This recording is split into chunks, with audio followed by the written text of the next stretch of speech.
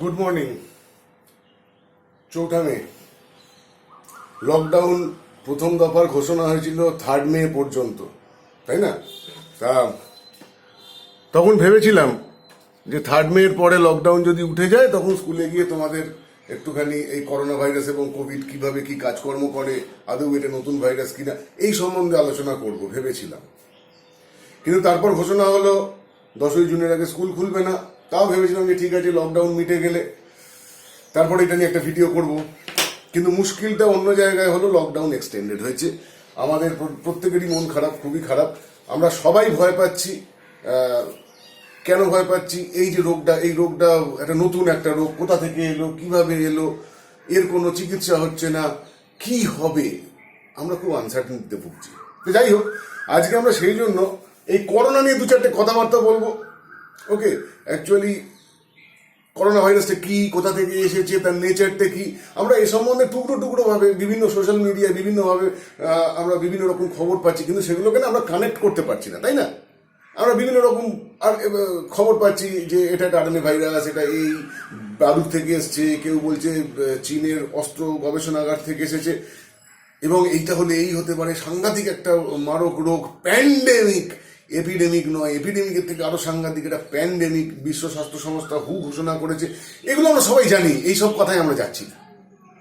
কিন্তু কোন জিনিসটা আমাদের জানতে হবে, লকডাউন কি, কেন লকডাউন, কতদিন পর্যন্ত চলতে পারে, এবং লকডাউনের প্রভাব কেমন হচ্ছে আমাদের দেশে সহ গোটা পৃথিবীতে, লকডাউন করে কতটা লাভ হচ্ছে, লকডাউনের পরে কি, লকডাউন মিটে যাবে, ভাইরাস পৃথিবী থেকে উধাও হয়ে যাবে, আমরা আবার ড্যাং ড্যাং করে ঘুরতে বেরোতে পারবো কিনা, আমরা নিজেদের লাইফ যেরকম ভাবে বেঁচে আসছিলাম সেটা বাঁচতে পারবো কিনা, এই প্রশ্নগুলো ক্রমশ দেখা যাচ্ছে। আর সব থেকে বড় প্রশ্ন সেটা হচ্ছে, এভাবে আর কতদিন, তাই না?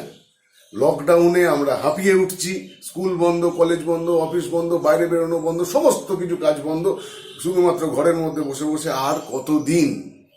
যাই হোক, কেন এই অবস্থা, তো সেই সবগুলোকে নিয়ে আলোচনা করতে গেলে কিন্তু একটু তো শুরু থেকে শুরু করতে হবে, তাই না?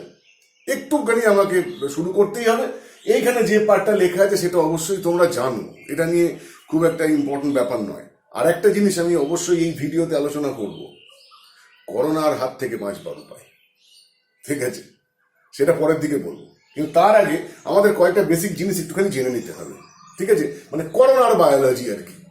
সুতরাং করোনা তঙ্কে না থেকে আমরা বরং জিনিসটাকে একটুখানি বিজ্ঞানের আলোকে বোঝবার চেষ্টা করি। আমি বেশি গভীরে যাব না, আমি যা যা বলবো সমস্তটাই স্কুল স্টুডেন্টদের উপযোগী করে বলবো, ঠিক আছে? স্কুল স্টুডেন্টদের উপযোগী করে বলবো, তাতে তোমাদের বুঝতে সুবিধা হবে। তার জন্য আমায় কিছু কিছু ক্ষেত্রে অবশ্যই সরলীকরণ করতে হয়েছে। এই নিচের যে পার্টটা, এই নিচের পার্টটা একটা নেচার রিভিউয়ের একটা আর্টিকেল, সেখান থেকে আমি তোমাদের জন্য তুলে এনেছি যাতে একটু তোমাদের বোঝাতে পারি। কিন্তু এইটা ব্যাখ্যা করতে গেলে আমি খুব একটা ডিটেলসে যেতে পারবো না, কেননা পুরোটাই অবশ্যই স্কুল স্তরের বায়োলজি নয়। তো যাই হোক, প্রথমেই আমরা যেখান থেকে শুরু করব সেটা হচ্ছে করোনা ভাইরাস। সেটা কি খুব পুরনো দিনের ভাইরাস নাকি একদম নতুন ভাইরাস? এই নামটাই আমরা কেউ শুনিনি। দেখো, একটা কথা আমি বলতে পারি, যারা যারা 11-এ সায়েন্স বই পড়েছো তাদের কিন্তু করোনা ভাইরাস নামটা শোনা উচিত। যদি না শুনে থাকো তাহলে পড়াশুনোটা আমার মতো একটু ফাঁকি দিয়ে করেছো, কিছু মনে করো না। এই যে দেখো, সাঁতরার ক্লাস 11-এর বায়োলজি বই, এটা কিন্তু বুঝতেই পারছো রিসেন্ট এডিশন না, পুরনো বই। তার এইখানটায় আমি জানি না ক্যামেরা নিতে পারছি কিনা, এই দেখো করোনা ভাইরাস, দেখতে পেয়েছো? করোনা ভাইরাস, যেখানে আমি আঙুল দিয়ে রেখেছি। সুতরাং আর পাঁচটা ভাইরাসের সঙ্গে করোনা ভাইরাস পৃথিবীতে ছিল, দীর্ঘদিন ধরে ছিল। এবং করোনা ভাইরাস কি দুষ্টুমি করতো না? মানে করোনা ভাইরাসের থেকে মানুষের কি রোগ হতো না? হ্যাঁ, হতো। তাহলে এখন করোনা ভাইরাস নিয়ে এত ভয় পাওয়ার কারণ কি? এই কনফিউশনগুলো আমাদের মনের মধ্যে অনেকটা রয়েছে, যেগুলো খুবই সিম্পল। আমরা আজকে এইটা নিয়ে, এই সিনারিওটা আজকে প্রথমে আমরা একটুখানি আলোচনা করে দেখি যে ব্যাপারগুলো কিরকম দাঁড়ালো। দেখো, করোনা ভাইরাস কিরকমের একটা ভাইরাস না, একটা এনভেলপ, চারপাশে খোলকাবৃত আরএনএ ভাইরাস, তাহলে এর যে জেনেটিক মেটেরিয়াল তার নাম RNA, single standard RNA, retrovirus, তাই না, এইচআইভির মতো। এরপরে কি, এই যে ভাইরাসটা, এই ভাইরাসটা চিরকালই বিভিন্ন ধরনের রেসপিরেটরি ইলনেস মানুষের মধ্যে ঘটিয়ে আসছে। এটা নতুন নয়। তাহলে করোনা ভাইরাস একটা ভাইরাস নয়, বা ভাইরাস এর অনেকগুলো স্ট্রেন আছে। ওকে, অনেক প্রকার করোনা ভাইরাস হয়, এবং কিছু কিছু করোনা ভাইরাস তারা দুষ্টুমি করে এবং মানুষের রেসপিরেটরি বা শ্বাসতন্ত্রের রোগ এরা ঘটায়। এবং এই যে রেসপিরেটরি ইলনেস বা শ্বাসতন্ত্রের রোগ বিভিন্ন রকম হতে পারে। দেখো, একদম সাধারণ যে সর্দি কাশি, কমন কোল্ড, কমন ফ্লু, সেটাও রেসপিরেটরি একটা অসুখ। আবার ফেটাল নিউমোনিয়া, সেটাও রেসপিরেটরি একটা অসুখ। তাহলে করোনা ভাইরাস দীর্ঘদিন ধরে বিভিন্ন ধরনের রেসপিরেটরি ইলনেস, কমন কোল্ড থেকে ফেটাল নিউমোনিয়া পর্যন্ত ছড়িয়ে আসছে। সুতরাং এই ভাইরাসটা, এই করোনা ভাইরাস নামটা আমাদের কাছে নতুন নয়, ফার্স্ট। সেকেন্ড, দেখো, এই করোনা ভাইরাস জাতীয় যে ভাইরাস, এদের প্রথম আবিষ্কার করা হয়েছিল প্রায় 1930 সালে। সেই 1930 সাল থেকেই সায়েন্টিস্টরা জানেন, এবং ক্রমে ক্রমে ক্রমে ক্রমে বুঝতেই পারছো, যখন এটা ক্লাস 11-এর বায়োলজি বইতে রয়েছে, তার মানে এই ভাইরাসটা খুব কমন ভাইরাস। করোনা ভাইরাস খুব কমন ভাইরাস। ফার্স্ট, আমাদের কয়েকটা মিসকনসেপশন রয়েছে। করোনা ভাইরাস মানেই কোভিড-19, জিনিসগুলো কি? তাহলে করোনা ভাইরাসকে আমরা বলতে পারি একটা গ্রুপ অফ ভাইরাস, এক ধরনের ভাইরাস, তার মধ্যে অনেকগুলো স্ট্রেন আছে, তাই না? এবং কিছু করোনা ভাইরাস সাধারণ জ্বর সর্দি কাশি ঘটায়, কিছু করোনা ভাইরাস ফেটাল নিউমোনিয়া পর্যন্ত করতে পারে। যেমন ধরো, আচ্ছা, আরেকটা কথা কি, এই যে করোনা ভাইরাস, এটা অ্যানিমালকেও ইনফেক্ট করে, মানুষকেও ইনফেক্ট করে। তাহলে কিছু কিছু স্ট্রেন তারা অ্যানিমালের মধ্যেই ছিল। অ্যানিমালের জ্বর হতো কিনা তো আমি নেপে দেখিনি, কিন্তু অ্যানিমালের বিভিন্ন রকমের রোগ তার দেহে ঘটাতো, কিংবা অ্যানিমাল তাকে ক্যারি করতো। মানুষের দেহে মোটামুটি ভাবে 7 রকম করোনা ভাইরাস, যেগুলো কিনা রোগ সৃষ্টি করে, সেই রকম এখনো পর্যন্ত জানা গেছে। তাহলে করোনা ভাইরাসের প্রকারভেদ আছে। কিছু করোনা ভাইরাস যারা বিভিন্ন পশু প্রাণীদের রোগ সৃষ্টি করে, এই চ্যাপ্টারটা আমি এখন বাদ রাখছি, যদিও আমার সাবজেক্ট জুলজি, কিন্তু এইটা আমরা পরে আলোচনা করব। অ্যানিমাল কিংডমে কিভাবে কোন কোন রোগ ছড়ায় এবং তারা কিভাবে লড়াই করে। তাদের জন্য দেখো হসপিটাল খুবই কম, মানে বন্যপ্রাণীর জন্য হসপিটাল নেই, নার্সিংহোম নেই। তারা কিভাবে এরকম একটা মারক ব্যাধির সঙ্গে লড়াই করতে পারে, পরে আলোচনা করব, অন্য ভিডিও করব। কিন্তু আপাতত আমাদের এই পার্টটা মানুষ। তাহলে মানুষের দেহে 7 রকমের করোনা ভাইরাস এখনো পর্যন্ত যা জানা গেছে তারা কিনা রোগ সৃষ্টি করতে পারে। তাদের মধ্যে 4টে যে স্ট্রেন, তারা সাধারণ জ্বর সর্দি কাশি করে, যেটা নিয়ে আমরা খুব একটা মাথা ঘামাই না। তার মানে কি, দেখো, এই সিজন চেঞ্জের সময় বলো, গরমকালেই বলো, বিভিন্ন সময় আমাদের জ্বর সর্দি কাশি তো হয়। ছোটবেলা থেকে এতদিন পর্যন্ত হয়ে এসেছে, ভবিষ্যতেও হবে। এবং এই জ্বর সর্দি কাশিগুলোর পিছনে কখনো না কখনো অবশ্যই কোনো না কোনো করোনা ভাইরাস আমাদের অসুস্থ করেছিল, এবং সেই অসুস্থতার মেয়াদ 3 থেকে 7 দিনের মধ্যে সেরে গিয়েছিল, তাই না? অনেকে হয়তো ডাক্তারও দেখায়নি, কোনো অ্যান্টিবায়োটিক খায়নি, কোনো ওষুধ খায়নি। কিন্তু সেই যে কমন কোল্ড সৃষ্টিকারী করোনা ভাইরাস, যেমন দুটো স্ট্রেনের নাম আমি এখানে লিখে রেখেছি, 229E কিংবা OC43, এগুলো ওই বিভিন্ন রকম করোনা ভাইরাসের বিভিন্ন স্ট্রেনের নাম। সবসময় এই করোনা ভাইরাসরা সবসময় এরকম শান্তশিষ্ট লেজ বিশিষ্ট প্রাণী হয় না।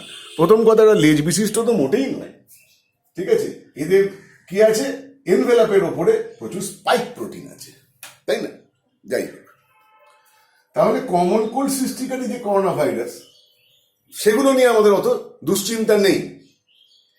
বইতে যে ছবিটা দেখালাম সেটা এই ধরনের কোন একটা ভাইরাসের ছবি, তাও হাতে আনে, যাই হোক, বোঝানোর জন্য। আর বাকি তিনটে যে করোনা ভাইরাস, তাই না, বাকি তিনটে যে করোনা ভাইরাস, তারা মোটামুটি সময়ে সময়ে মানুষকে ভয় দেখাতে সক্ষম হয়েছে এবং হয় একটা লিমিটেড জায়গায় ছড়িয়েছে কিংবা পৃথিবীর অনেকাংশ জুড়ে ছড়িয়েছে। হাজার হাজার মানুষের মৃত্যুর কারণ হয়েছে, ইতিপূর্বে হয়েছে। যেমন প্রথমেই সার্স 2002, আমার বেশিরভাগ ছাত্রছাত্রী যারা হয়তো 9 থেকে 12-এ পড়ো, যারা দেখছো বা আমাদের এক্স স্টুডেন্ট যারা আছো, তারা তখন হয়তো অত্যন্ত ছোট, কিন্তু এই SARS CoV corona virus, SARS corona virus, এই যে ভাইরাস, এই ভাইরাস কিন্তু কাঁপিয়ে দিয়েছিল গোটা পৃথিবীকে। তখনও মারাত্মকভাবে মানুষ ভয় পেয়েছিল। তখন যদি এরকম সোশ্যাল মিডিয়া থাকতো এবং এইভাবে খবরগুলো জানা যেত, তাহলে হয়তো 2002 সালেও এই রকমেরই একটা পরিস্থিতির তৈরি হতো। কিন্তু যাই হোক, পুরো নাম কি? Severe acute respiratory symptoms corona virus, due to corona virus. 2002 সাল, ভালো কথা। 2012 মিডল ইস্ট রেসপিরেটরি সিমটম, সিওপি। তাহলে এটা কোথায় হয়েছিল? মিডল ইস্টে। ওকে। আর 2019, এটা আমরা সবাই জানি, SARS-CoV-2। এইবার এই মজার ব্যাপার, এইটা হচ্ছে এখন আমরা যে করোনা ভাইরাসটাকে নিয়ে কথা বলছি, সেই করোনা ভাইরাসটার অ্যাকচুয়াল নাম SARS-CoV-2। ওকে। আর এখানে SARS-CoV 2002 সালে এই ধরনের একটা ভাইরাস, করোনা ভাইরাস। তাহলে এইটার সঙ্গে এইটা নিশ্চয়ই কোনো মিল আছে, না হলে হঠাৎ এটাকে SARS-CoV-2 নাম দেবে কেন? প্রথম কথা, দুটোই করোনা ভাইরাস ছিল। সেকেন্ড, এইটার সঙ্গে এইটার জেনেটিক সিমিলারিটি প্রায় 80% বলতে পারো, আরো বেশি হতে পারে। ঠিক আছে, কিন্তু এই যে সার্স পৃথিবীর অনেকটা অংশ জুড়ে ছড়িয়ে পড়েছিল, অনেক মানুষ তাতে মারা গিয়েছিলেন। কিন্তু এই যে SARS-CoV-2, কিরকম বলবো জানো, এটা হচ্ছে বেটার অ্যান্ড ইমপ্রুভ ভার্সন, নতুন এডিশন, তাই না, পরিমার্জিত, পরিসংশোধিত সংস্করণ অফ দিস ভাইরাস। আরো র্যাপিডলি ছড়ায় গোটা পৃথিবী জুড়ে।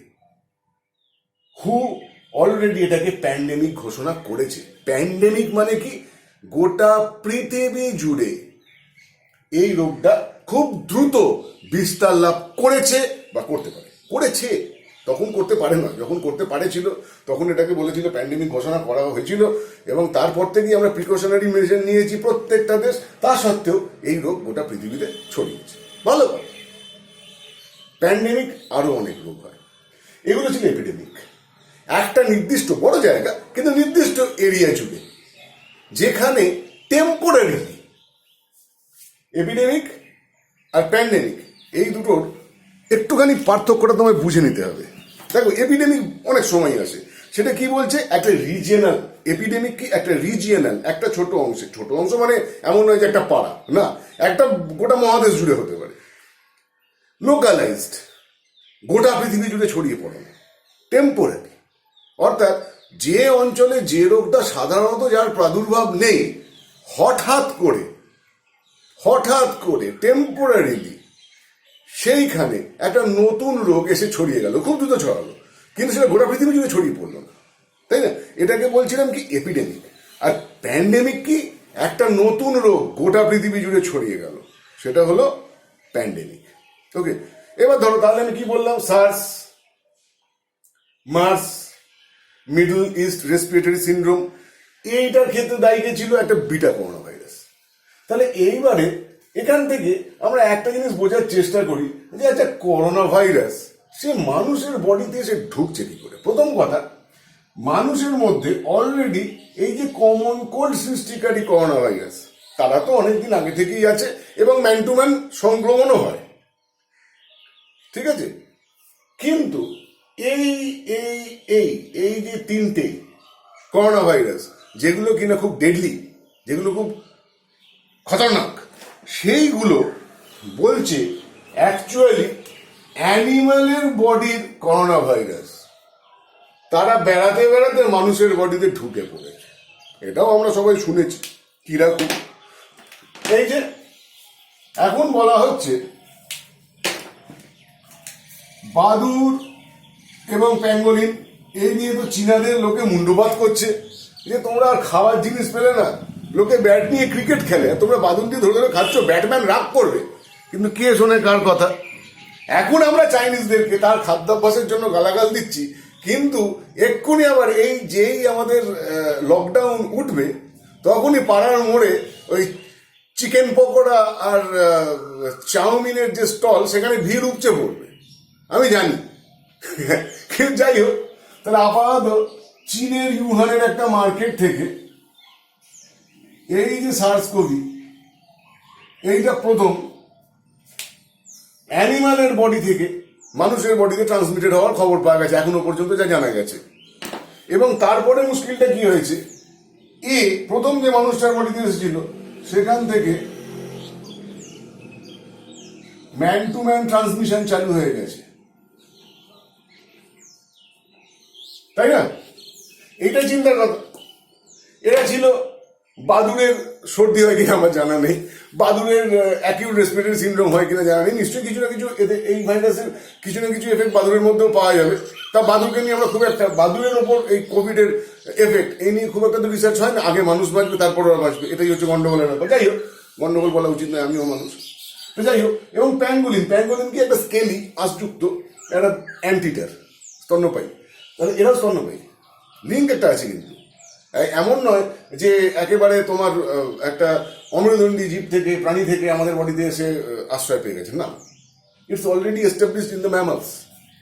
সুতরাং চান্সেস আর দেয়ার, এবং সেটা খাদ্যের মাধ্যমে, খাদ্যাভ্যাসের জন্যই বলতে পারো যে ব্যাট থেকে প্যাঙ্গোলিন দিকে কোথায় এসছে, সার্স-কোভ আমাদের বডিতে এসেছে।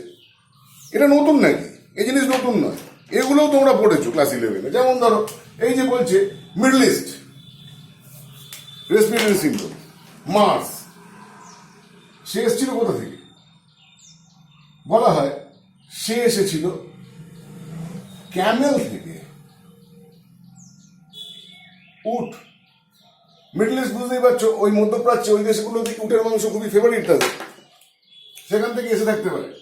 এবং সিভেট কাট একটা বন্য বিড়াল আমাদের দেশে পাওয়া যায় না, সেখান থেকে নাকি সূচনা হয়েছিল এই সার্স মহামারী। সুতরাং আমরা প্রত্যেকটা ক্ষেত্রে একটা প্যাটার্ন দেখতে পাচ্ছি। তাহলে কিছু কিছু অলরেডি এস্টাবলিশড করোনা ভাইরাস, যেগুলো মানুষের শরীরে দীর্ঘদিন ধরে রোগ সৃষ্টি করে আসে, টুকটাক অল্প বিস্তর হাঁচি সর্দি কাশি, সেটাকে নিয়ে আমরা খুব একটা মাথা ঘামাই না, সেগুলোকে নিয়ে আমরা চিন্তা করি না।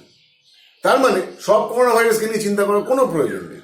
কিন্তু মাঝে মাঝে এরকম অ্যানিমাল কিংডম থেকে কিছু কিছু আরো ওয়াইল্ড টাইপ স্ট্রেন, আরো ডেঞ্জারাস স্ট্রেন বিভিন্ন করোনা ভাইরাসের, তারা এসে মানুষের শরীরে বাসা বাঁধে, এবং এটাকে আমি বলতে পারি অ্যাক্সিডেন্টাল এক্সপোজার। এবং এই যে বিভিন্ন পশু প্রাণীর যে রোগটা হচ্ছিল, সেইটা মানুষের শরীরে এসে রোগটা বাসা বাঁধছে, এই যে ঘটনাটা, এটাকে আমরা বলি জুনোটিক ডিজিজ।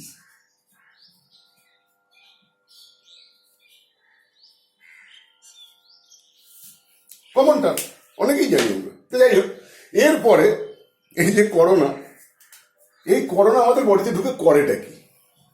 অনেক কিছু করতে পারে, কিন্তু এর যে পোর্ট অফ এন্ট্রি সেটা হচ্ছে নাক এবং মুখ। কোথা দিয়ে ঢোকে? রেসপিরেটরি ট্র্যাক্ট দিয়ে ঢোকে, ঠিক আছে? এবং রেসপিরেটরি ট্র্যাক্ট দিয়ে ঢুকে সে আমাদের লাঙের মধ্যে যেতে পারে। ওকে, এবার আরেকটাও ব্যাপার আছে, এবার লাঙের মধ্যে গিয়ে তাহলে করোনা ভাইরাস পৌঁছবে কোথায়? তার জন্য আমি একটুখানি লাঙের, এটা তো জানো তোমরা, ওই ট্র্যাকিয়া, তারপরে হচ্ছে আমার ব্রঙ্কাস, ব্রঙ্কিউল, এই করে এই যে লালগুলো, এগুলো হচ্ছে অ্যালভিওলাই, ফুসফুসের বায়ুথলি। আমরা পড়েছি, ক্লাস 9-এ পড়েছি, এটা তো ক্লাস 9-এ পড়েছি। তা এইবারে এইটা হচ্ছে একটা অ্যালভিওলাসের ছবি। ওকে, তাহলে অ্যালভিওলাসের মধ্যে গিয়ে করোনা ভাইরাস কি করে সেইটা জানবার জন্য আমাকে এবার অ্যালভিওলাসের ছবি তো একটুখানি জানতেই হবে। এটাও আমরা কাজে লেগে যাবে আমাদের 9 এবং 11 সায়েন্সে, তো অতি অবশ্যই কাজে লাগবে, অসুবিধে নেই। আর এটা হচ্ছে ব্লাড ভেসেল। ওকে, তাহলে এবার অ্যালভিওলাসের মধ্যে গায়ে তো অনেকগুলো সেল থাকে। অ্যালভিওলাস মানে কি? একটা বেলুনের মতো অংশ, যার গায়ে প্রচুর রক্তজালক আছে, এই যে খুব পাতলা। তাহলে এর গায়ে সেল রয়েছে দু রকমের, একটা হচ্ছে টাইপ 1 আর একটা হচ্ছে টাইপ 2। হলো, এত অব্দি বোঝা গেছে। তাহলে কি হলো? হাঁচি কাশি বা বিভিন্ন কন্টামিনেশন, হাত না ধোয়া, বাইরে হাত দেওয়া, বিভিন্নভাবে ড্রপলেট ইনফেকশনের মাধ্যমে করোনা ভাইরাস একজন ব্যক্তির থেকে আরেকজন ব্যক্তিতে এখন ছড়াচ্ছে, এবং সেটা আমাদের শ্বাসনালীর মধ্যে দিয়ে ঢুকছে, ফুসফুসের বায়ুথলির মধ্যে যাচ্ছে। ফুসফুসের এক একটা বায়ুথলি বা অ্যালভিওলাস, তার স্ট্রাকচারটা এইরকম, এবং তার গায়ে কি আছে? Blood vessel. ঠিক আছে, এত অব্দি বোঝা গেছে। তাহলে নেক্সট পার্ট, করোনা ভাইরাস তারপরে গিয়ে কি করছে সেটা দেখবার জন্য আমাদের এই নিচের দিকের বোর্ডটা একটুখানি দেখতে হবে। তাহলে এই যে টাইপ 2 সেল, সেটাকে এইখানে হচ্ছে এনলার্জ করে দেখানো হয়েছে। তাহলে এইটুকু পার্ট সেটা এইখানে এনলার্জ করা হয়েছে। তার আগে এইখানে এই একটা লাল অ্যালভিওলাস, সেইটার এনলার্জ পার্ট এইটা, এবং এই একটা সেল এবং তার আশেপাশে সেল, সেইটার এনলার্জ পার্ট এইটা। তাহলে এইখানে দেখো, এই যে সেলগুলো অ্যালভিওলার সেলস, এই অ্যালভিওলার সেলের ওপরে বেশ কিছু রিসেপ্টর থাকে। এখানে যে রিসেপ্টরটা এক্ষেত্রে ইম্পর্টেন্ট, তার নাম হচ্ছে S2। এই যে S2 রিসেপ্টরের সঙ্গে করোনা ভাইরাস বাইন্ড করতে পারে তার স্পাইক প্রোটিন দিয়ে, এবং করে। ভালো কথা। S2 রিসেপ্টরের সঙ্গে করোনা ভাইরাস বা আমাদের কোন করোনা ভাইরাস? এক্ষেত্রে SARS-CoV-2 ভাইরাসটার নাম কি, আমরা যেটাকে নিয়ে কথা বলছি, SARS-CoV-2, এবং ডিজিজের নাম COVID-19। মনে থাকবে, করোনা ভাইরাস ইন জেনারেল একটা গ্রুপ অফ ভাইরাস, যার মধ্যে একটা হচ্ছে SARS-CoV-2। ভালো কথা। তাহলে এই যে আমাদের এপিথেলিয়াল লেয়ার, পালমোনারি যে সেল, তার যে রিসেপ্টরের সঙ্গে করোনা ভাইরাসের বাইন্ড করলো, দুটো রিসেপ্টরের সঙ্গে বাইন্ড করতে পারে, তার মধ্যে একটা ইম্পর্টেন্ট, সেটা হচ্ছে ACE, S2 রিসেপ্টরের সঙ্গে। আমি এর বিস্তারে আর আমি যাচ্ছি না। অ্যাঞ্জিওটেনসিন কনভার্টিং এনজাইম 2 কোথায় পেয়েছো? রেনিন অ্যাঞ্জিওটেনসিন পদ্ধতিতে বৃক্ক সংযোজিত। কোন ক্লাসে আছে? ক্লাস 11-এ আছে। ক্লাস মানে 10-এ বা 9-এর রেচনে অতটা আমরা যাই না, তার আগে অব্দি।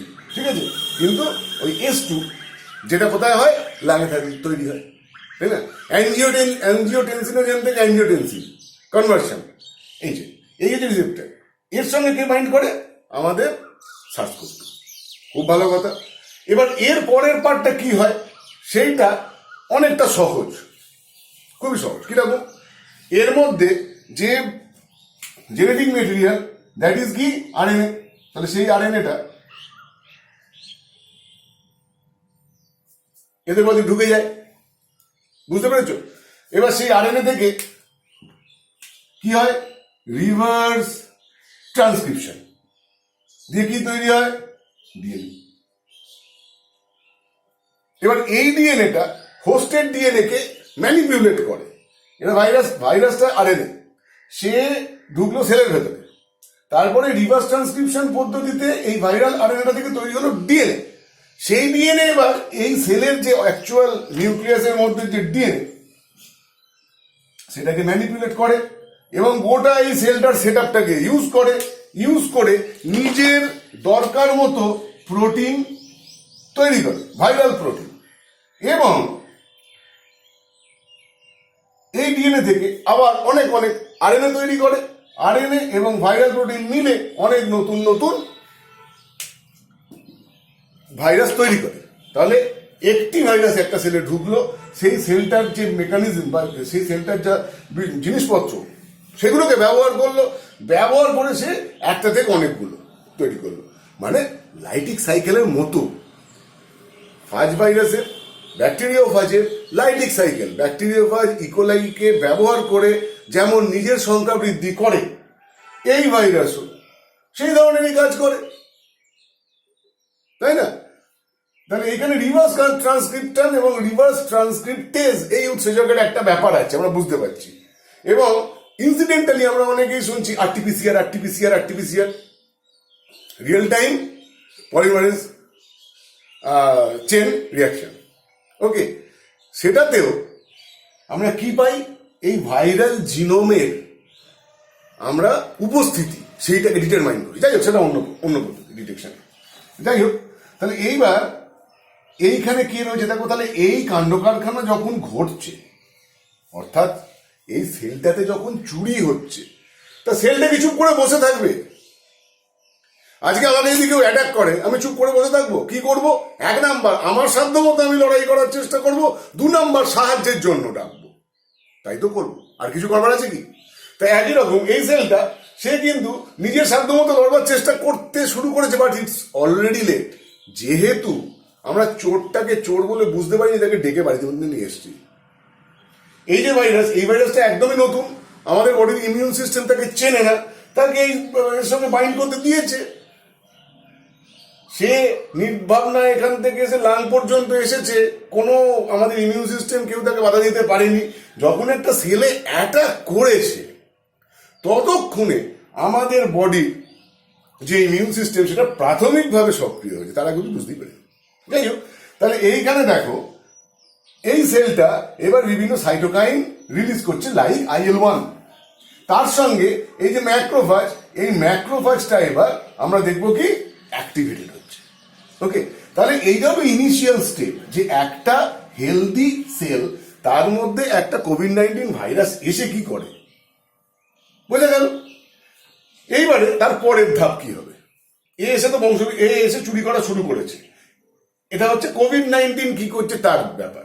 আর এইখানটা হচ্ছে আমাদের বডির সেল কি করছে, কিছুই নয়, আমাদের বডির এর আশেপাশের যে হেলদি সেলস এবং এই যে ম্যাক্রোফাজ, তারা এখান থেকে আরো বেশ কিছু ইন্টারলিউকিনস ও সাইটোকাইন্স রিলিজ করে।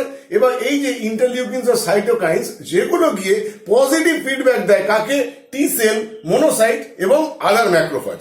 মানে আমি বলতে পারি, ধরো military, BSF, police, local police, এদের সবাইকে খবর দেয় বিভিন্ন ইন্টারলিউকিনস এন্ড সাইটোকাইন্স। সেটাই দরকার, অ্যালার্মের মতো কাজ করে।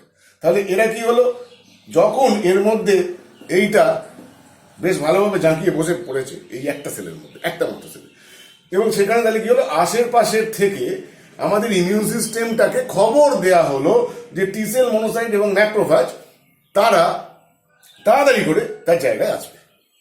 ঠিক আছে, এইবারে দুটো সিনারিও হতে পারে।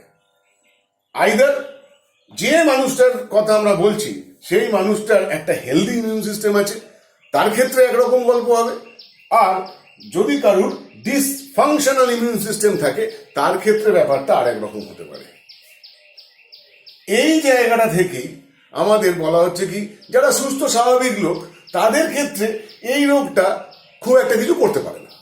কিন্তু যারা বিভিন্নভাবে অসুস্থ লোক, যাদের ইমিউন সিস্টেম ঠিক মতো বা অপটিমাম লেভেলে কাজ করছে না, তাদের ক্ষেত্রে এই রোগটা খুবই ক্ষতিকারক হতে পারে।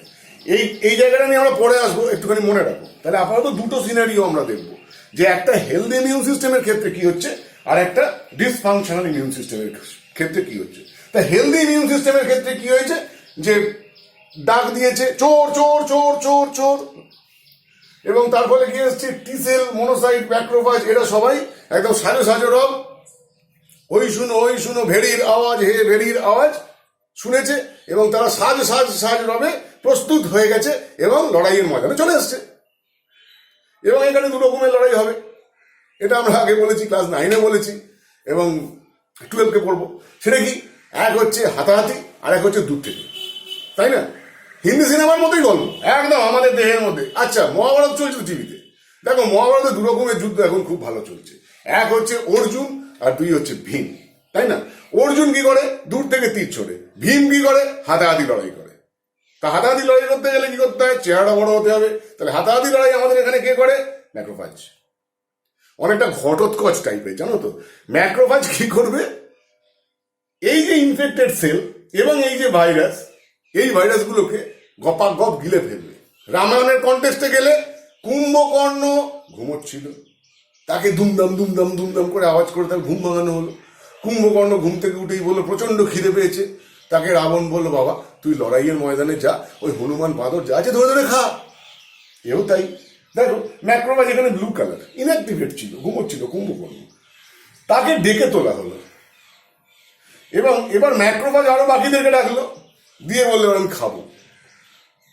বডি কি বললো, ইমিউন সিস্টেম খাও না, তোমাকে খাওয়ার জন্যই ডাকা হয়েছে, যত কোভিড-19 আছে খাও, এবং এই যে ইনফেক্টেড সেল আছে খেন। তাহলে ম্যাক্রোফাজ কি করলো, ম্যাক্রোফাজ মনের আনন্দে এই যে ইনফেক্টেড সেল যার মধ্যে কোভিড-19 আছে কিংবা আদার যে কোভিড-19 আছে সেগুলোকে ধরে ধরে খাওয়ার চেষ্টা করতে শুরু করলো। হাতাহাতি ফাইট চলছে, সেল মিডিয়েটেড ইমিউনিটি। এর সঙ্গে CD8 এবং CD4+ সেল তারা কি হয়ে গেল, তারাও অ্যাক্টিভেট হলো, এবং সেখান থেকে বেশ কিছু আরো ইন্টারলিউকিনস এবং সাইটোকাইনস আরো বেশ কিছু পদার্থ ক্ষরণ করে এই যে সেলটা, এই সেলটাকে মেরে দেওয়ার চেষ্টা হলো। যে ঠিক আছে, তুমি তো অলরেডি ইনফেক্টেড, একটা সেল আমার বডি থেকে কমলে কিছু হবে না। তার সঙ্গে কি হবে, এই করোনা ভাইরাসও মরবে। এবং তার সঙ্গে থার্ড যেটা, সেটা হচ্ছে কি, পাশুপত অস্ত্র, ব্রহ্মাস্ত্র, আমাদের বডির অ্যান্টিবডি। ওকে, নিউট্রালাইজিং অ্যান্টিবডি। নিউট্রালাইজিং অ্যান্টিবডি কি, এই যে ভাইরাস এগুলোকে নিউট্রালাইজ করবে। তাহলে অ্যান্টিবডি গিয়ে অনেকগুলো অ্যান্টিবডি গিয়ে এই যে কোভিড-19 তাকে তার আশেপাশে আটকে যাবে। আমরা জানি অ্যান্টিবডি অ্যান্টিজেন স্পেসিফিসিটির ব্যাপারে। এবং তারপরে এই ম্যাক্রোফাজ গিয়ে তাকে গপ করে গিলে ফেলবে। একটা কবিতা আছে আমার মনে পড়ে গেল, গপ করে গিলে ফেলে মরে পেট চুলকে। ঠিক আছে, তো যাই হোক, তাহলে আমাদের নর্মাল হেলদি ইমিউন সিস্টেমের ক্ষেত্রে আমরা যেটা দেখতে পাচ্ছি সেটা হচ্ছে যে আমাদের হিউমারাল ইমিউনিটি এবং সেল মিডিয়েটেড ইমিউনিটি এবং আরো যে সিক্রেটারি এবং তাদের মধ্যে যে ইন্টারাকশন, সেটা যথাযথ হওয়ার কারণে যে মাত্রায় যার যে কাজটা যতটুকু করা উচিত সে সেই কাজটা ততটুকু ঠিকঠাকভাবে করবার জন্য এর বডিতে কোভিড-19 খুব একটা কিছু করতে পারবে না। এবং লাভটা কি হবে, কোভিড-19কে এর বডির হেলদি ইমিউন সিস্টেম যার আছে তার বডি ভালোভাবে চিনে নেবে। এবং একবার যখন ভালোভাবে চিনে নিতে পারবে, তার পরবর্তীকালে আর এর কিন্তু কোভিড-19 থেকে আর একদমই ভয় নেই, যেন মনে থাকে। হেলদি ইমিউন সিস্টেমে এই সিনারিও। কিন্তু যাদের ক্ষেত্রে ইমিউন সিস্টেমটা টু সাম এক্সটেন্ট ডিসফাংশন করছে, টু সাম এক্সটেন্ট ডিসফাংশনাল, তাদের ক্ষেত্রে কি হতে পারে, তাদের ক্ষেত্রে ব্যাপারটা হচ্ছে ডাক তো দিল এই সেল, খবর তো পাঠালো IL-1 এবং আদার সাইটোকাইন্স। এইবারে হলো কি, এইখানে অন্যান্য যে কম্পোনেন্ট, সেই কম্পোনেন্টগুলো ওভার এক্সপ্রেসড হয়ে গেল, প্লাস তারাও এবার আরো পরিত্রাহী চিৎকার করতে শুরু করলো। তাহলে চতুর্দিকে যেটা তৈরি হলো সেটা হচ্ছে IL-2, IL-6, IL-10, TNF-alpha, এইগুলো প্রচন্ড ভাবে বেশি তৈরি হওয়া শুরু হয়ে গেল। ঠিক আছে, সবাই যদি বাঁচাও করে চিৎকার করে, যা হবে তাই হবে। তাহলে এইখানে ইনফেক্টেড সেল, তার চারপাশে প্রচুর পরিমাণে সাইটোকাইন্স সিক্রিশন শুরু হয়ে গেছে, এবং এটাকে কি বলা হচ্ছে, সাইটোকাইন স্টর্ম। এবার এই সাইটোকাইন স্টর্ম এইটা হওয়ার জন্য কি হচ্ছে না, ভাস্কিউলার পারমিয়েবিলিটি বেড়ে যাচ্ছে। ওকে, সেটার ব্যাপারটা কি, এই যে সেলগুলো এবং এখানে রয়েছে ব্লাড ভেসেল। তো নর্মালি কি হয়, এখান থেকে অক্সিজেন এর ভেতরে যায় এবং এখান থেকে কার্বন ডাইঅক্সাইড এর ভেতরে আসে। সুতরাং ভেদ্যতা, অর্থাৎ এই পর্দার ভেদ্যতা কিন্তু রয়েছে, সবসময় রয়েছে।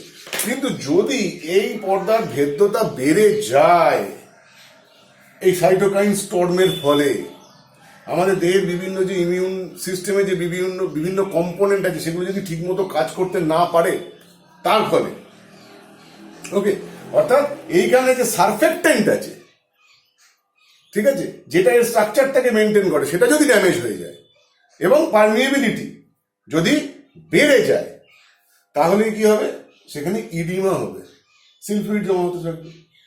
ওকে, এবং এই যে কোভিড-19 তারা কি করবে, তারা এবার এন্ডোথেলিয়াল লেয়ারের মধ্যে চলে আসবে, তার মানে লাং থেকে তারা ভেতরে ঢুকে আসবে এবং বডির অন্যান্য অর্গানের মধ্যে সেটা ছড়িয়ে পড়তে পারে।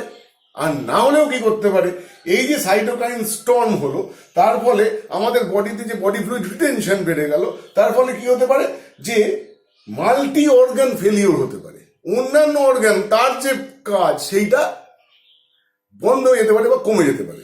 যেমন এই যে ইডিমা, জল জমছে, কোথেকে আসছে, এবার আস্তে আস্তে কি হবে, সেই ব্লাড ভলিউমটা কমে যাবে, ব্লাড থেকে জল বেরিয়ে আসছে, ব্লাড ভলিউম কমে যাবে। এবং কিডনিতে কি হবে, কিডনির ক্ষেত্রে সবচেয়ে যেটা মুশকিলের ব্যাপার, দেখো লাং, তাই না, এবং এখান থেকে যে কিডনি, ওই রাস সিস্টেম, কিডনিতে কি হবে, ব্লাড কম পৌঁছবে। ব্লাড যদি কিডনিতে কম পৌঁছয় তাহলে কিডনিতে ব্লাডের যে পিউরিফিকেশন বা ছেঁকে নেওয়া ফিল্ট্রেশন, সেটা কি করে হবে। লিভারের ওপরে এফেক্ট পড়বে। সুতরাং এই অত আমার জটিল ডিটেলে যাওয়ার তো দরকার নেই, মাল্টি অর্গান ফেলিওর অব্দি আমার যাওয়ার দরকার নেই, আমি এখানে সেই সব নিয়ে আলোচনা করছি না। আমি যেটা বলতে চাইছি যে একটা হেলদি ইমিউন সিস্টেম আর একটা আনহেলদি ইমিউন সিস্টেমের মধ্যে ইমিউন রেসপন্সের যে পার্থক্য, that is there clearly visible, এবং এটা নেচারে পাবলিশ হয়েছে অ্যাজ এ রিভিউ আর্টিকেল, সেখান থেকেই আমি ছবিটা নিয়েছি। তাহলে এখানে আমরা কি কি দেখতে পারি, ইডিমা হতে পারে, ভাস্কুলার ইডিমা, এবং সেখান থেকে কি হতে পারে, ফেটাল নিউমোনিয়া হতে পারে শুধু লাঙে, এবং তারপরে কি হতে পারে, মাল্টি অর্গান ফেলিওর। এবং এর জন্য কে দায়ী, এই সাইটোকাইন স্টর্ম। সাইটোকাইন স্টর্ম কেন হচ্ছে, ডিসফাংশনাল ইমিউন সিস্টেম, যার তার যে কম্পোনেন্ট, ম্যাক্রোফাজ হোক বা আদার যে সেলস হোক, টি সেল হোক, মনোসাইট হোক, ম্যাক্রোফাজ হোক, তাদের যার যেটুকু কাজ যা করবার কথা তার থেকে ঠিকভাবে করতে পারছে না। ওকে, সেই জন্য এর মধ্যে কোভিডও ছড়াচ্ছে এবং মাল্টি অর্গান ফেলিওরের দিকে চলে যাচ্ছে। ঠিক আছে, ওকে। কিন্তু দেখো, আমি এখানে যেটা বলতে চাইছি, এখানে আমি একবারও কিন্তু বলিনি যে SARS-CoV-2 বা এই করোনা, সেটাতে বয়স্ক মানুষের ক্ষেত্রে বেশি ক্ষতিকারক। বলেছি কি না, যে কোনো মানুষ, যে কোনো বয়সের মানুষ যার ইমিউন সিস্টেম হেলদি নয়, তার ক্ষেত্রে এটা ক্ষতিকারক হতে পারে। এটা হলো 1 নম্বর কথা।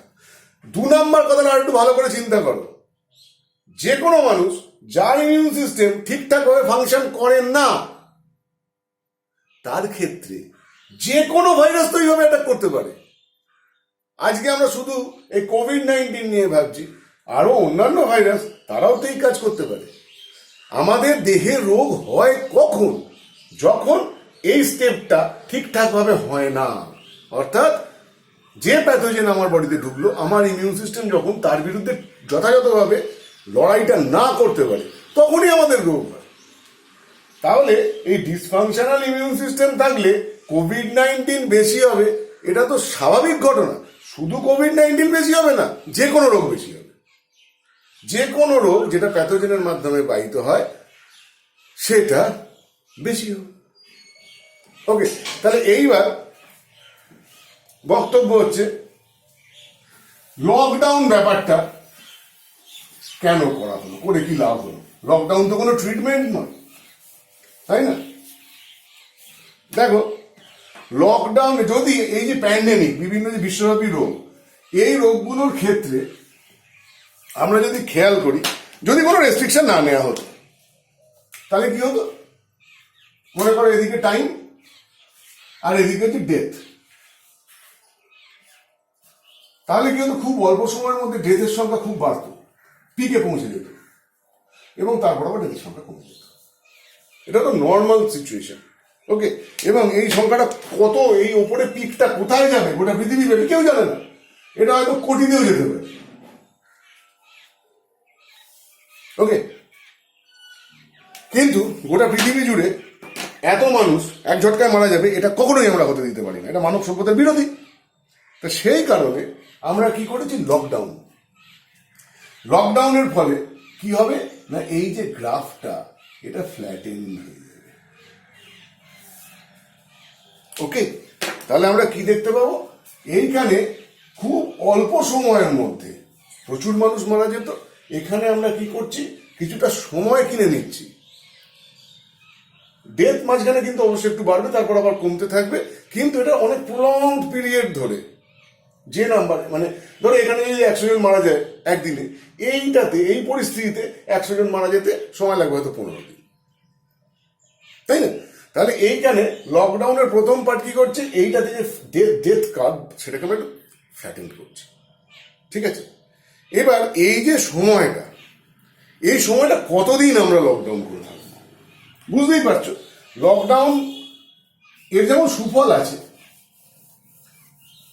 আমাদের দেশে এখনো পর্যন্ত করোনাতে, বা করোনা বলা ভুল, আমাদের কোভিড-19 যে কজন মানুষ মারা গেছেন সেই সংখ্যাটা যদি আমরা অন্য দেশের সঙ্গে তুলনা করি তাহলে যথেষ্টই কম, এবং সেখানে অতি অবশ্যই লকডাউন একটা খুব ভালো রোল প্লে করেছে। কিন্তু আমাদের কয়েকটা জিনিস মাথায় রাখতে হবে।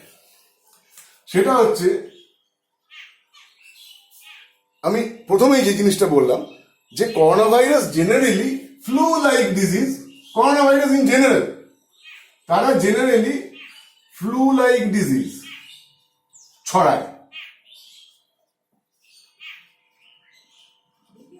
তাহলে এটাকে কিন্তু করোনা ভাইরাস ইন জেনারেল লিখছি, বারবার করে বলছি, কনফিউশনে যাবে না। কোভিড-19 নয়, কোভিড-19 ফ্লু লাইক ডিজিজ নয়, তার চেয়ে অনেক জটিল রোগ। ঠিক আছে, আমি ইন জেনারেল করোনার ক্ষেত্রে বলছি। এবং এই যে ফ্লু লাইক ডিজিজ, এই ফ্লু লাইক ডিজিজে ইউরোপিয়ান কান্ট্রি এবং আমেরিকা,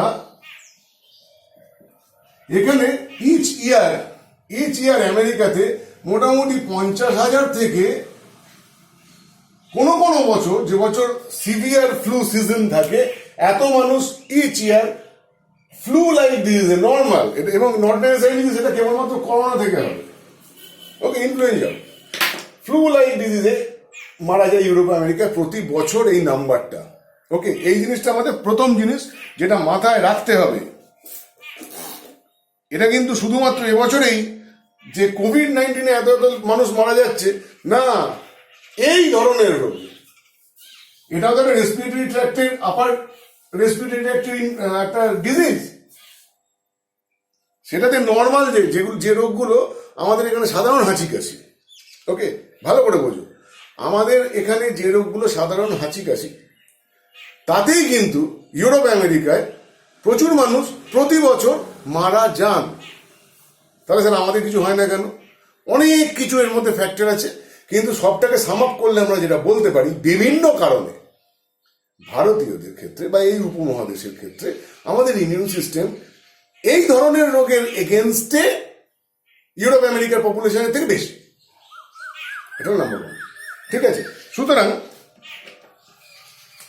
কোভিড-19 এর এগেনস্টে লড়তে গেলে দেখো এইবার কি করা যেতে পারে, মানে স্ট্র্যাটেজিস টু ফাইট কোভিড-19। ওকে, তাহলে ফার্স্টেই যেগুলো এমপ্লয় করা হয়েছে, লকডাউন করা হয়েছে, ঠিক আছে, এবং লকডাউন করার ফলে আমরা কি অ্যাচিভ করেছি না, ফ্ল্যাটেনিং অফ ফেটালিটি কার্ভ, যেটা এইরকম হতে পারত, সেটাকে এতটা শিখরে বা পিকে উঠতে না দিয়ে আমরা অনেক কম লোককে ইনফেকশনে রাখতে পেরেছি। এটা খুব ভালো জিনিস, লকডাউনের ভালো দিক। কিন্তু লকডাউন একটা ইনডিফিনিট পিরিয়ড অফ টাইম ধরে চলতে পারে না, কেননা কেবলমাত্র সার্ভাইভ করাটাই তো আমাদের উদ্দেশ্য নয়, আমাদের উদ্দেশ্য বাঁচা, টু লিভ। সুতরাং লকডাউন মাস্ট এন্ড, একটা না একটা সময় লকডাউন তুলতেই হবে, নাহলে মানুষ খাবে কি? সুতরাং লকডাউন আলটিমেট আনসার নয়। ঠিক আছে, তাহলে লকডাউনে আমরা কি করছি, কিছুটা সময় বের করেছি, যে সময়টাতে সায়েন্টিস্টরা এই রোগটা সম্বন্ধে ভালো করে বোঝবার চেষ্টা করছেন, এবং তারপরে তারা যেটা করবার চেষ্টা করছেন, দ্যাট ইজ ভ্যাকসিন। ওকে, তাহলে বেসিক্যালি ভ্যাকসিন জিনিসটা কি? এই যে রোগ, এই রোগের নিষ্ক্রিয় বা ডেড, তার যে অ্যান্টিজেনিক ডিটারমিনেন্ট, সেইটাকে নিয়ে যদি কোনো হেলদি পার্সনের বডির মধ্যে ইনজেক্ট করতে যায় খুব মাইনিউট অ্যামাউন্টে, তাহলে সেই লোকটার কি হবে, ইমিউনাইজেশন, কিরকম পরোক্ষ অনাক্রম্যতা তার বেড়ে যাবে।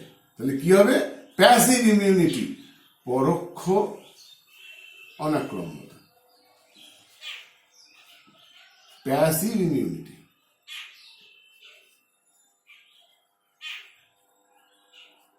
ওকে, তাহলে এইবার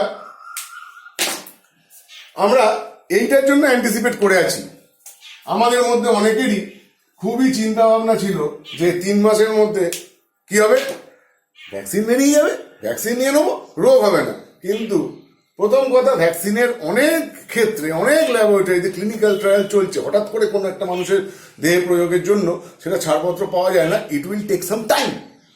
কিন্তু সেই টাইমটার আগেই লকডাউন খুলে দিতে হবে। এখনো পর্যন্ত কোনো ভ্যাকসিনের উপর কাজ হয়েছে, প্রায় বেরিয়ে গেছে, হয়তো ভ্যাকসিন আমরা পেয়ে যাবো মার্কেটে, কিন্তু লকডাউনকে হয়তো তার আগেই তুলতে হবে। সুতরাং হোয়াট আফটার লকডাউন? লকডাউন খুলে গেল, সিচুয়েশনটা বোঝো, বাজারে ভ্যাকসিন নেই, লকডাউন উঠে গেল, আমরা সবাই স্কুলে কলেজে যেরকম নর্মাল কাজ শুরু করে দিলাম।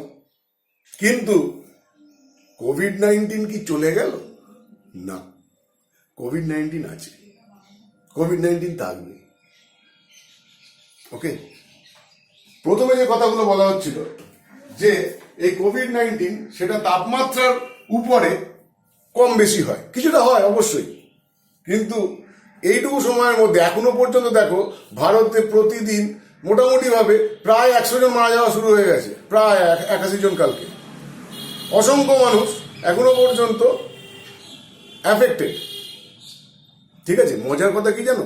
মজার কথা হচ্ছে এই রোগটা যদি 100 জনের দেহে ছড়ায়, সেটা 83 থেকে 85 জনের ক্ষেত্রে কোনো সিমটম ক্রিয়েট করবে না, কেউ জানবেই না তার বডিতে কোভিড-19 বসে আছে। টেস্ট কাদের করা হচ্ছে? যাদেরকে সাসপেক্ট করা হচ্ছে তাদের রোগ হতে পারে, কিংবা যাদের হয়তো জ্বর, সর্দি, কাশি, কোনো রকম সিমটমগুলো তো আর বলবো না, মানে ফোন খুললেই বারবার করে সিমটম বলছে। কোভিড-19 সিমটম দেখা গেলে বা সন্দেহ করা হলে তার টেস্ট হচ্ছে। আর বাকি যে 85% যেটা আসিমটমেটিক, মানে আসিমটমেটিক, যার বডিতে কোভিড-19 ঢুকলে তার কোনো সিমটম কোনোদিনই হবে না, রোগটা তার দেহে কোনো ক্ষতি করতে পারবে না, কিন্তু রোগটা তার দেহে ইনকিউবেশন পিরিয়ড, তার দেহের মধ্যে ওই ভাইরাসটা থাকতে পারবে। সুতরাং এস্টিমেটেড যে পপুলেশন, মানে যেটা আমরা এখন পাচ্ছি, এত হাজার মানুষ করোনায় আক্রান্ত, সেটা তো আমরা জানতে পারছি, তাদের তো টেস্ট করে পজিটিভ পাওয়া গেছে। তার চেয়ে আরো অন্তত অনেক বেশি গুণ মানুষ যাদের মধ্যে অলরেডি এই ভাইরাসটা আছে। It's a fact. এবার লকডাউন খুলতে হবে, ভ্যাকসিন এখনো পর্যন্ত অ্যাভেলেবেল নয়। অ্যাভেলেবেল হলেই যে তুমি ভ্যাকসিনটা পেয়ে যাবে, ভারতবর্ষের লোক হচ্ছে 130 কোটি, সেটাও না, তাই না? আর একটা ব্যাপার দেখো, এই যে বিসিজি ভ্যাকসিন, যক্ষ্মার জন্য, যক্ষ্মার ভ্যাকসিন, তাহলে এই যে ভ্যাকসিন, এই ভ্যাকসিনগুলো তো দেওয়া হয় আমাদের ছোটবেলা থেকে। তা বলে কি ভারতে মানুষের এই সমস্ত রোগ, টাইফয়েড, যক্ষ্মাগুলো হয় না? হয়তো, তাতে কি মানুষ মারা যায় না? যায় তো। সুতরাং ভ্যাকসিন দিয়ে দিলাম আর আমাদের আর কারো রোগ হবে না 1 বছরের মধ্যে, তা হয় না। It takes time. ভ্যাকসিনেশন কর্মসূচি হুয়ের যেগুলো আছে, সেইগুলো দীর্ঘমেয়াদী, অনেকটা লম্বা টাইম ধরে একটা রোগের বিরুদ্ধে প্রতিরোধ করে। 1 বছর 6 মাসের মধ্যে কোনোদিন গোটা দেশের লোক এই কোভিড-19 হাত থেকে ভ্যাকসিনেট করে মুক্তি পেতে পারে না, তাই না? যক্ষ্মাতে এখনো আমাদের দেশে প্রতি বছরে 1.5 লাখ করে মানুষ মারা যান, আক্রান্ত হন 7 লাখ মোটামুটি ভাবে ধরতে পারো। সুতরাং যাতে এই রোগটা সেই জায়গায় না পৌঁছয়, সেই জন্যই এত আগে থেকে প্রিকশনারি মেজার নেওয়া। ভালো কথা। তাহলে আমরা এই অপশন পাচ্ছি না, এই অপশন পাচ্ছি না। থার্ড অপশন, যেটা কিছু কিছু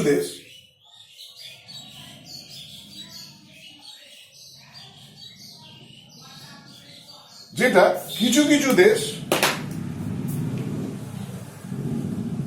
লকডাউনে না গিয়ে হার্ড ইমিউনিটিকে অ্যাপ্লাই করার চেষ্টা করেছে। দেখো, হার্ড ইমিউনিটি ব্যাপারটা কিরকম মনে করে নাও, যে এই একটা আক্রান্ত ব্যক্তি যার বডি থেকে কোভিড-19 ছড়াতে পারে, ঠিক আছে? তাহলে এটা একজন আক্রান্ত ব্যক্তি যার বডি থেকে কোভিড-19 ছড়াতে পারে। আর কি আছে? এইখানে একজন বয়স্ক ব্যক্তি যে সাসেপ্টেবল, এর হচ্ছে অ্যাফেক্টেড, এ হচ্ছে সাসেপ্টেবল। তাহলে ট্রান্সমিশন হওয়ার চান্স কোথায়? অ্যাফেক্টেড থেকে সাসেপ্টেবলের মধ্যে। কিন্তু এইবার মাঝে যদি একদম মানব সেতুর মতো এদের মাঝখানে মানব সেতুর মতো যদি এরা অনেক মানুষ যারা ইমিউনাইজড এগেনস্ট কোভিড-19 তারা যদি এদের দুজনের মধ্যে চলে গেলে এর কাছ থেকে এর কাছে রোগ ছড়ানোর সম্ভাবনা কি হয়? অনেকাংশে কমে যায়। অর্থাৎ গল্পটা কিরকমে যে লেট দ্য ডিজিজ স্প্রেড, সোজা কথা হার্ড ইমিউনিটি করতে গেলে কি করতে হয়? Let the disease spread. যাদের হেলদি ইমিউন সিস্টেম তাদের বডিতে এগুলো আসবে এবং তারা ইমিউনাইজ হয়ে যাবে ন্যাচারালি, প্রত্যক্ষভাবে। এবার তাদেরকে এবার একটা করে ছাড়পত্র ইস্যু করা যে ঠিক আছে তুমি তোমার ওয়ার্ক ক্যারি অন করো, তুমি বাইরে যেতে পারো, তুমি কাজকর্ম করতে পারো। তার ফলে কি হবে? কিছু পরিমাণ আছে অ্যাফেক্টেড যারা এখনো রোগটা ছড়াচ্ছে, কিছু যারা ইমিউনাইজড অলরেডি হয়ে গেছে, যাদের বডিতে এই ভাইরাস ঢুকেছে, তারা কেউ কেউ কোভিডে আক্রান্ত হয়েছে, কেউ কেউ হয়তো আক্রান্ত হয়নি, মানে সিমটম দেখা যায়নি, কিন্তু এদের আর নতুন করে এই কোভিড-19 নিয়ে খুব একটা চিন্তা করার ব্যাপার নেই। এটা সার্ভাইভাল। এখান থেকে আমরা যদি ডারউইনের কথায় চলে যাই না, সার্ভাইভাল অফ দ্য ফিটেস্ট, এটা survival already, proven survival against COVID-19. তাহলে তারা যদি সংখ্যা যত বাড়বে তত সাসেপ্টেবল মানুষ যাদের কাছে এখনো রোগটা এসে পৌঁছয়নি তাদের সঙ্গে অ্যাফেক্টেড ডিস্টেন্স বাড়বে। ডিস্টেন্স বাড়বে মানে তাদের মধ্যখানে অনেকগুলো অলরেডি ইমিউনাইজ মানুষ চলে এলো। তাহলে এটাকে বলছে হার্ড মানে দল, হার্ড ইমিউনিটি, দলবদ্ধ প্রাণী। আমরা এইভাবে এটাকে ম্যানেজ করতে পারি। কিন্তু সেইটাতে রিস্ক ফ্যাক্টর হচ্ছে যে যদি আমরা এই রোগটা তো প্রচন্ড তাড়াতাড়ি ছড়িয়ে যাচ্ছে এবং এই রোগটার নেচার সম্বন্ধে আমরা জানি না। এটাকে যদি আমরা মানুষ সমাজের মধ্যে ছড়িয়ে দিতে দিই তাহলে খুব চান্স আছে যে খুব দ্রুত প্রচুর পরিমাণ মানুষের, প্রচুর সংখ্যক মানুষের মৃত্যু হয়ে যেতে পারে। যে কারণে বেশিরভাগ দেশ কিন্তু এই হার্ড ইমিউনিটিটা সেটাকেও আস্তে আস্তে গেইন করছে। লকডাউনে কি হার্ড ইমিউনিটি হচ্ছে না আমাদের দেশে বলবো, কিন্তু তার আগে আমি তাহলে যেটা দেখতে পাচ্ছি যে লকডাউন খুলবে, ভ্যাকসিন নেই, হার্ড ইমিউনিটি তার রিস্ক আছে। ওকে, আর একটা কি করা যেতে পারে? Boosting our immune system.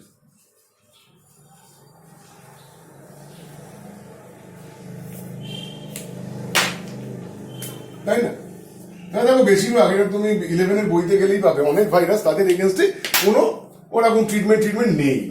এমন প্রথম নয় যে কোভিড-19-এর এগেনস্টে কোনো ট্রিটমেন্ট নেই। অনেক ভাইরাসে যারা এরকম বিভিন্ন রোগ ছড়ায় তাদের এগেনস্টে ট্রিটমেন্ট নেই। তাদের এগেনস্টে আমরা সুস্থ হয়ে কি করে? এই যে আমাদের ইমিউন সিস্টেমকে বুস্ট আপ করে। তাহলে এবার আমাদের ইমিউন সিস্টেমকে বুস্ট আপ করবার ছাড়া আমাদের হাতে এই মুহূর্তে আর কিছু আছে? নেই।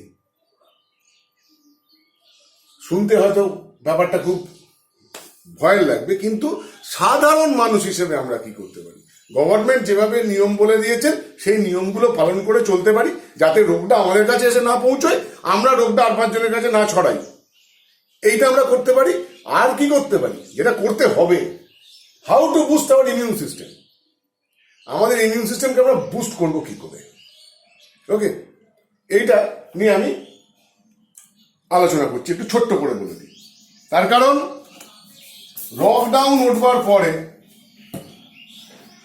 আমরা তো থাকবো না আর বদ্ধ ঘরে, তখন আমাদের ইমিউন সিস্টেম বুস্ট আপ করার জন্য আমরা কি করব?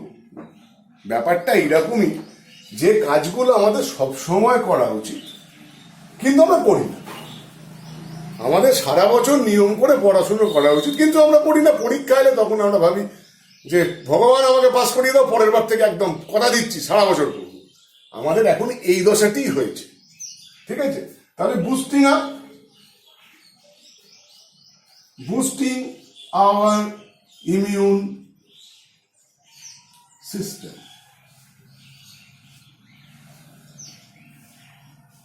একটু হয়তো উপরের বোর্ডটা অন্ধকার লাগতে পারে, কেননা আমার একটা ছোট্ট লাইট ছিল, সেই লাইটটা বোধ হয় খারাপ হয়ে গেছে। যাই হোক, কি আর করব।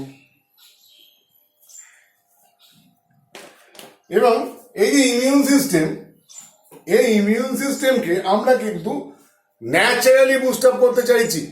এখনো পর্যন্ত ওই immune system boost up vaccine দিলেও হবে, অনলি এগেনস্ট কোভিড-19। তারও আবার একটা ব্যাপার আছে, সেটা হচ্ছে যে ধরো যদি মিউটেশন হয়ে যায় তাহলে কি হবে? মানে ভ্যাকসিন নিলাম, যে রোগের এগেনস্টে ভ্যাকসিন নিলাম সে আবার নিজের রূপ পাল্টে ফেলতে একদম এক্সপার্ট। তাহলে সে যদি মিউটেট করে যায়, তার যদি ফর্মটা চেঞ্জ হয়ে যায়, তখন ওই ভ্যাকসিনটা ওটার এগেনস্টে কাজ করবে না। এটা হচ্ছে ভ্যাকসিনের একটা ড্রব্যাক। এবং এই যে কোভিড-19, এটা দেখতেই পাচ্ছি, একবার সার্সকোভ, একবার সার্সকোভ-2, একবার মাঝখানে মার্সকোভ, এমনিতে করোনা ভাইরাসের আরো অনেক স্ট্রেন, অর্থাৎ এই স্ট্রেনগুলো একটা থেকে আরেকটা খুব শিগগির, খুব বেশি বেশি ভাবে মিউটেট করে করে পরিবর্তিত হয়ে যেতে পারে। এটাও কিন্তু এই রোগের এগেনস্টে সুস্থায়ী ভ্যাকসিনেশন পদ্ধতি হয়ে মানে করার পক্ষে খুব একটা জটিল এটাকে করা। ওকে, কেন চেঞ্জ হয়ে যাবে।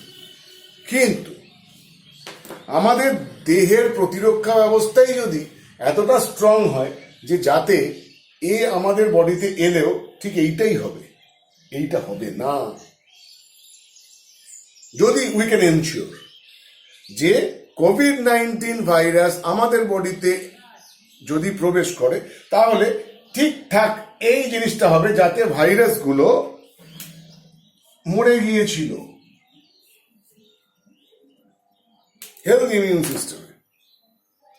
এইটা যদি আমরা অ্যাকোয়ার করতে পারি তাহলে শুধু কোভিড-19 কেন, আমাদের বেশিরভাগ সংক্রমণ জনিত যে রোগ সেখান থেকে আমরা সেফ থাকব। ঠিক আছে, তাহলে দেখো আগামী 2 সপ্তাহের জন্য আপাতত লকডাউন এক্সটেন্ড তো হয়েছে, এরপরে আর লকডাউন থাকবে কিনা সেটা আমরা বলতে পারছি না। কিন্তু এটা বুঝতে পারছি যে এভাবে যদি আমাদের দেশে অন্তত লকডাউন চলতেই থাকে তাহলে কিন্তু প্রচন্ড রকমের সমস্যা হবে। কিন্তু আমরা ওসব ব্যাপারে যাব না, আপাতত ধরে নিচ্ছি আমার হাতে 2 উইকস আছে, বুস্টিং আমার immune system in 2 weeks during lockdown. তাহলে এই 2 উইকসে আমরা আমাদের ইমিউন সিস্টেমটাকে বুস্ট আপ কি করে করতে পারি? কিছু কিছু জিনিস তো অবশ্যই সরকার থেকে যেগুলো বলা হয়েছে আয়ুষ মন্ত্রক থেকে, যে আমাদের ডায়েট, এই ডায়েটটাকে আমাদের মডিফিকেশন করা খুব দরকার।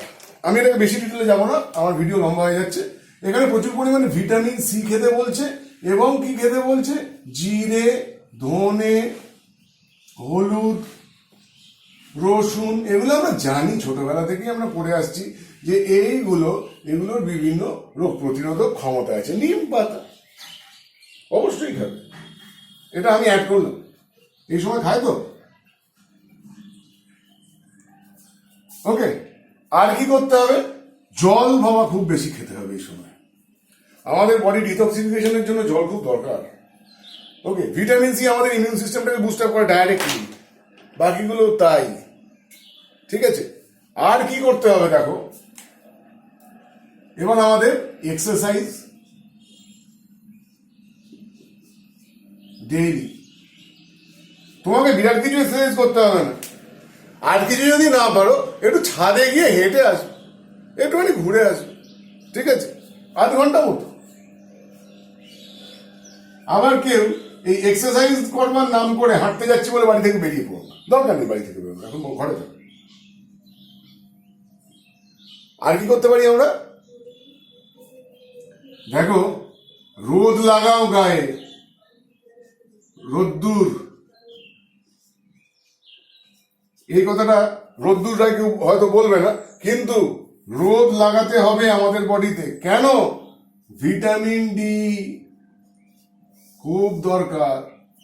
এই ভিটামিন ডি আমাদের রোগ প্রতিরোধ ক্ষমতা বুস্ট আপ করার ক্ষেত্রে খুব খুব খুব বেশি হেল্পফুল।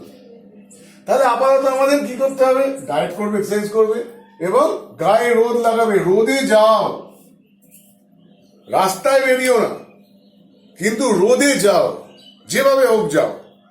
আর কি এই সময় আমাদের খোলামেলা আলো বাতাস যুক্ত জায়গায় থাকা খুব দরকার, আমাদের রেসপিরেটরি ট্র্যাকটাকে সুস্থ পরিচ্ছন্ন রাখবার জন্য।